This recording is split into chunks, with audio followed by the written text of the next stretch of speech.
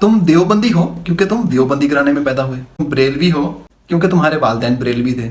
शिया हो क्योंकि तुमने आंख शिया घराने में खोली। अहले हदीस हो क्योंकि तुम अहले हदीस के घर में बड़े हुए। अब इसको ऐसे देखें और पूरी ईमानदारी से बताएं, अगर तुम सुन्नी शिया घराने में पैदा होते तुम शिया ना होते, और अगर तुम शिया सुन्नी घराने में पैदा होते तो तुम सुन्नी होते।